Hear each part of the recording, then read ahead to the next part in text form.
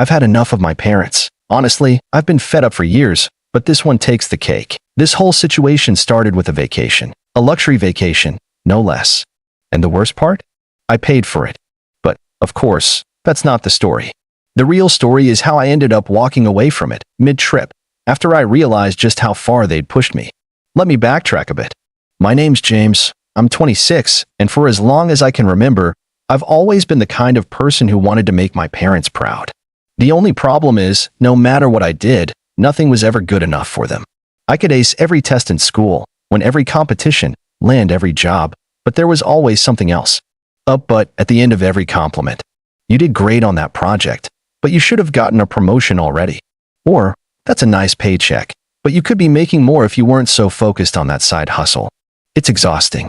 But here's the thing, I'm not a failure. I'm doing well for myself now.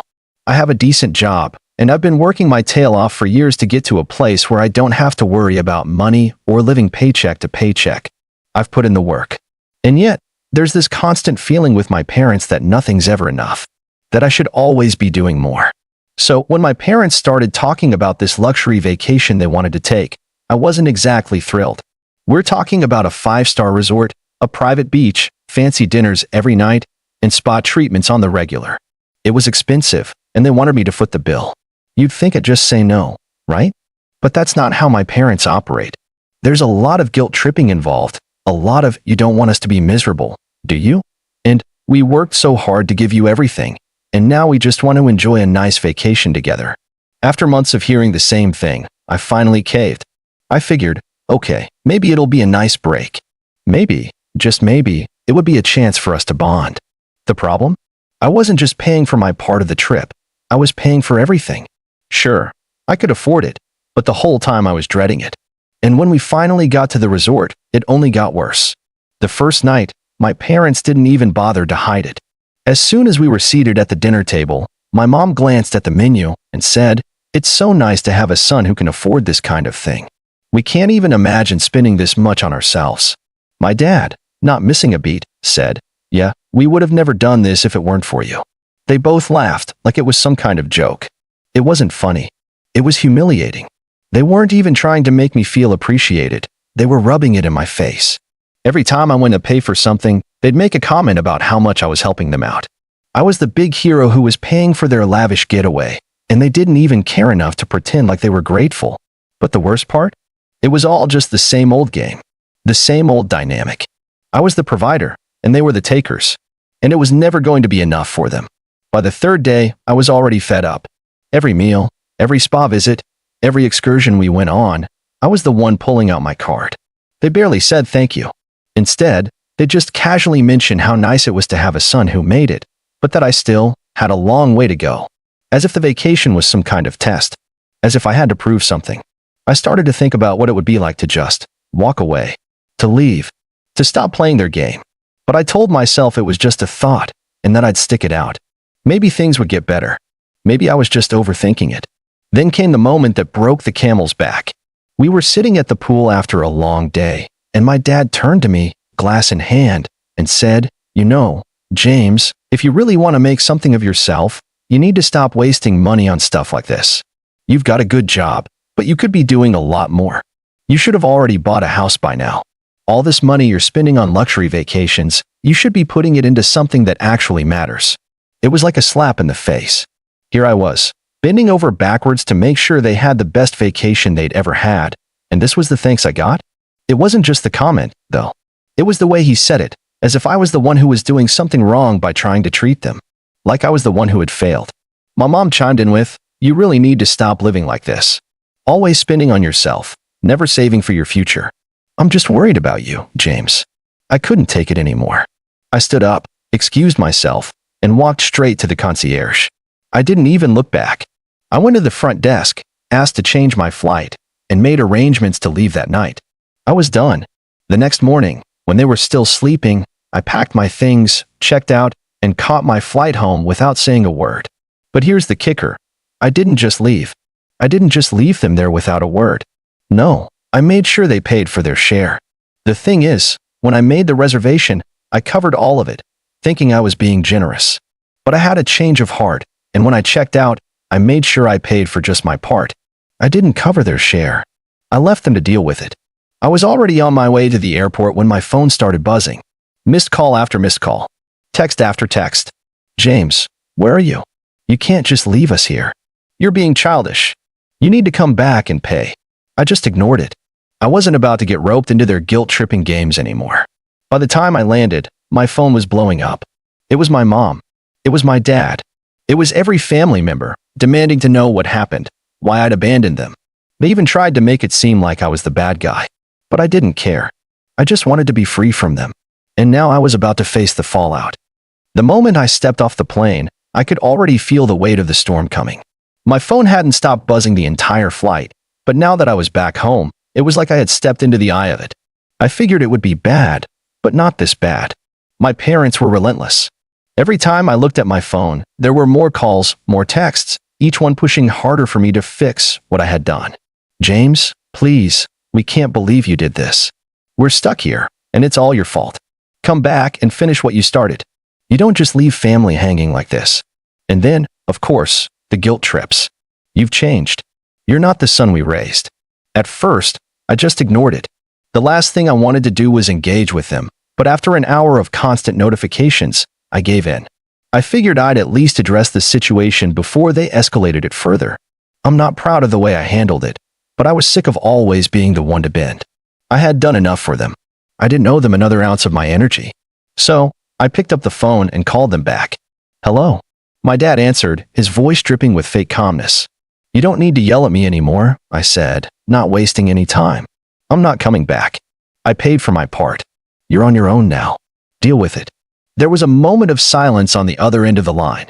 A long, thick silence. Then my dad spoke again, this time sounding far less collected. James, what are you talking about? You can't just bail on us like this. You promised you'd take care of everything. You have the money. What kind of son does this to his parents? Apparently, the kind who's tired of being treated like a walking wallet. I shot back. You never cared about me, just what I could give you. Every time I did something good, you found a way to twist it into a criticism. You never said thank you, just you could do more. Well, I'm done doing more. You can pay for the rest of your vacation yourselves. I'm sure you'll figure it out. I could practically hear my dad's face turning red with rage. He started rambling, stammering about how unreasonable I was, how he and my mom had sacrificed everything for me, how they had made me who I am. Yeah, right. I cut him off, my voice dripping with sarcasm. You've done such a great job. I've been trying to get your approval my whole life, and all I've gotten is how I'm not enough. So here's the deal, Dad, I'm not your backup plan anymore. I'm done paying for things I didn't ask for and being expected to clean up your messes. I paused for a second, letting that sink in, before I added one final jab. Maybe you should have thought about that before you kept telling me not to spend money on vacations, huh? I'm pretty sure we can't afford it, was your favorite line growing up, but suddenly it's fine when I'm footing the bill. I hung up the phone before he could say another word. The thing is, I thought that would be the end of it. I thought my parents would be embarrassed or, at the very least, angry enough to leave me alone for a while. But no, that's not how this family operates. They weren't going to let me go that easily. What I hadn't anticipated was how much my other family members, my aunts, uncles, cousins, would get involved. I hadn't even realized they were in on the group chat until I looked at my phone later that evening. I had 26 missed calls and about 30 messages from them, all demanding explanations. James, you've gone too far. You can't just leave your parents like that. They raised you. They gave you everything. This isn't how family works. James, your parents are devastated. Don't be so selfish. They needed you. It's one vacation, one trip. What's the harm in helping them out? I could already feel the familiar weight of guilt creeping in. Every message, every call, every comment from the family made me second-guess myself, even though deep down, I knew I was right. They were all on the side of my parents. All of them. Not a single person seemed to care about how I felt. Not a single person thought it was weird that my parents had demanded I pay for everything, and then had the audacity to guilt-trip me when I finally put my foot down. That's when I realized they were all just playing the same game. Everyone in my family expected me to be the one who sacrificed, who gave, who worked myself to the bone while they sat back and enjoyed the show. But I wasn't playing anymore. Still, I couldn't ignore them forever. I had to say something. So, I responded to the group chat. I'm not sorry. I did what I had to do. And if that upsets you, well, I guess it's a wake-up call for all of you. I'm tired of being everyone's safety net. You want to blame someone for the mess? Blame my parents for making me feel like I wasn't good enough unless I was helping them. Don't drag me into this. I sat back after sending that message and waited for the fallout. It didn't take long. James, this is ridiculous. You're a grown man. You're acting like a child. Do you want to throw away your entire relationship with your family over one vacation? My uncle responded, his message short and sharp. And then came the kicker. Your parents are heartbroken. They feel abandoned. You've ruined this whole trip for them. Why would you do this to them? But that was the thing. I wasn't doing this to them. I was doing it for me. For once, I was standing up for myself. For once, I wasn't the one who had to bear the weight of everyone else's issues. And let me tell you, after all the years of constantly giving in, hearing them all pile on to make me feel guilty, it was a bit of a relief. I was tired of being the one who had to do it all. I was tired of being the punching bag. It felt good to let them know I wasn't going to put up with it anymore. But of course, they didn't take it well. Within hours, I had more calls and messages from my parents, each one worse than the last. We don't need you anymore, my mom said. You've made it clear you don't care about your family. Go ahead, enjoy your lonely little life. You'll see how far your pride takes you. But it didn't end there. They weren't just angry, they were calling everyone in the family, spinning the story however they wanted to make me look like the villain. They were the victims, and I was the ungrateful son who abandoned them. It was sickening. And yet, I wasn't backing down. Not anymore. Now, the question was, how far were they willing to take this? And how far would I go to make them understand that this wasn't just about one vacation? It was about the years of manipulation and selfishness that had led me to this point. The days after my phone call with my parents felt surreal. The messages and calls didn't stop, but something strange started to happen. I began to feel this sense of liberation, like I was finally free from the invisible chains that had bound me for so long. I wasn't responsible for their happiness anymore. I wasn't the one who had to make up for their mistakes or try to get their approval. It was a strange kind of peace, one I had never experienced before. But that peace didn't last long. As expected, the family drama exploded. The group chat was now a battleground. I could feel the tension rising with every message. My cousins, aunts, uncles, and even distant relatives all chimed in, taking sides. It was like I was trapped in a whirlwind, spinning between guilt and anger, as every member of my family tried to twist the narrative in their favor. My mom and dad were relentless. They called, texted, and even sent voice messages. I couldn't escape it. The first few were the usual guilt trips. Then came the threats. You're going to regret this, James, my dad said one evening, his voice laced with venom. You think you're some big shot now, but trust me, you're going to find out how quickly things can turn against you. You won't have a family to fall back on when you're struggling. My mom wasn't any better. You've ruined everything. We trusted you. You promised. You're going to make us look like fools in front of the entire family. Don't ever expect us to help you again when you come crawling back. I didn't reply. I knew the power of silence. It was the one thing they couldn't manipulate. Every time they tried to get a rise out of me, I just ignored it. It was hard at first, but eventually, I started to feel a bit of pride every time I resisted. The messages got more desperate, more frantic. They were losing control, and that was something I'd never seen from them before. But here's where the story takes a turn I wasn't expecting. The family started turning on me. It wasn't just my parents anymore. It was my relatives too. They had all started to band together, telling me that I had betrayed my parents and the family as a whole. They didn't care that I'd spent years under their thumb, always the one to bail them out, always the one to carry the burden. They only saw the immediate aftermath, the fact that I had left them in a foreign country with no backup. And in their eyes, that made me the villain. My Aunt Linda, who I had always gotten along with, was the first to send me a message. She was a master at manipulation, and she wasted no time in trying to guilt trip me. James, I thought you were better than this, she wrote. You've really let your parents down. You know how much they've done for you. You can't just cut them off like this. Don't you care about the family? You'll regret this. You'll see. I wanted to respond. I wanted to tell her how many times my parents had let me down, how many times I had been expected to sacrifice for them, and how, at the end of the day, I was the one left to clean up their messes. But I didn't. Not yet. I wanted to let them stew for a while. I wanted to see how far they would go to paint me as the bad guy. Then came my cousin Sarah, who had always been the goody two-shoes of the family. She was the one everyone looked to as the example of what a good child should be. She had always been so quick to judge me, but this time, Her message was nothing short of hypocritical. "You're making a huge mistake, James. If I were you, I would apologize right now. You can't just throw your family away like this. You'll regret it. Believe me." I didn't know whether to laugh or cry. Sarah was the last person who should be lecturing me on family. She was the one who always turned a blind eye when my parents pulled their usual antics, the one who smiled and nodded as they manipulated and controlled everyone in their path. Now, she was the one trying to guilt-trip me into submission. But what struck me the most was this. The more messages I received, the more I realized just how toxic my entire family dynamic was. It wasn't just my parents. It was everyone. They all had a stake in my obedience, in me staying silent and doing what I was told. They didn't care about me as an individual.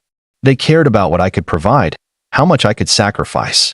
And that realization made me angry. I had been so naive for so long, thinking that if I just did enough, if I just gave more, I'd earn their love and respect. But now, I saw it for what it really was, a never-ending cycle of manipulation, guilt, and control. And that's when I knew. I wasn't going to back down. But the stakes were higher now. This wasn't just about a vacation anymore.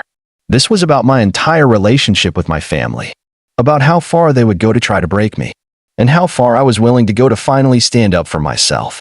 I spent the next few days at home, trying to figure out my next move. I knew that cutting ties completely wasn't an option, not yet. The fallout would be too much. But I also knew I couldn't just give in and pretend nothing had happened.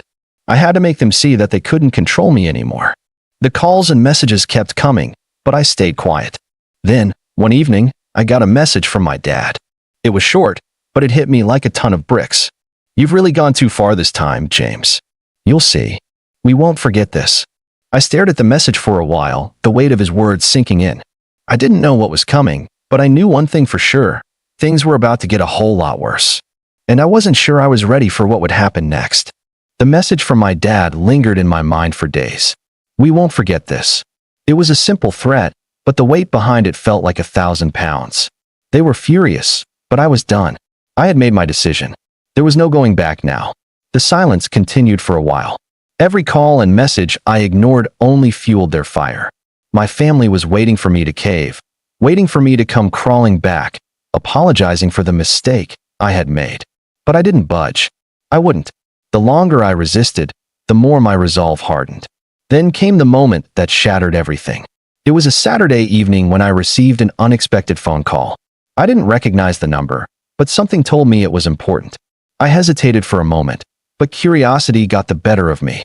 I answered. "James, it's Aunt Linda." Her voice was soft, almost too calm. "We need to talk." I felt a chill run down my spine. Linda had always been the mediator, the one who tried to keep the peace, so to hear her speaking like this made me uneasy.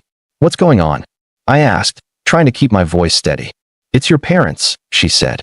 They're not doing well. They've been crying nonstop since you left. They've never been this upset before. Your mom, she's inconsolable." I could almost hear the faint tremor in her voice, and a part of me felt a brief pang of guilt. But it passed quickly. "Why are you telling me this?" I asked, my voice colder than I intended. "You know what happened. You know why I did it." "I do," she sighed. "But you've got to understand. They're not handling it well, James. The family is turning on you. You're not just upsetting them. You're upsetting everyone. This is bigger than just the vacation." Her words hit harder than I expected. It was true. My parents weren't just upset with me. They had turned the entire family against me. They were playing the victim, painting me as the ungrateful child who didn't care about family, about loyalty. And in the process, they were poisoning everyone's perception of me. I closed my eyes, gripping the phone tighter as my anger flared up again. I had been used for so long, and now they were trying to guilt me into coming back, trying to make me feel responsible for their misery. "I'm not going back," I said firmly, my voice now steady and unwavering. "I'm done. I've done enough for them. For all of you. It's not my responsibility anymore. Not even if they cry or yell or try to manipulate me. I'm not their savior." There was a long pause on the other end. I could hear Aunt Linda breathing, probably trying to figure out what to say next. But I didn't want to hear it. I was done. "I understand," she finally said, though her tone was strained. "But don't think this is over. Family doesn't forget something like this. You'll lose them all if you continue down this path." I hung up before she could say anything else. I stared at my phone, the screen going dark in my hand. My chest was tight, my heart racing. The guilt tried to creep back in, but I pushed it away. I had made my choice. I had to stand by it. The next few weeks were a blur of missed calls, angry messages, and more guilt trips. My parents sent letter after letter, each one more desperate than the last. They wrote about how I was ruining my future, how I would regret abandoning them, how they were disappointed in me. But with every letter, every phone call, I grew stronger. And then, one day, as I was getting ready to leave for work, I received a message from my mom that changed everything. It was short, but it hit me like a punch to the gut. James, we've been hearing things. We're not just disappointed in you anymore. We're done. Don't come back. Don't try to contact us. We're cutting ties. For good.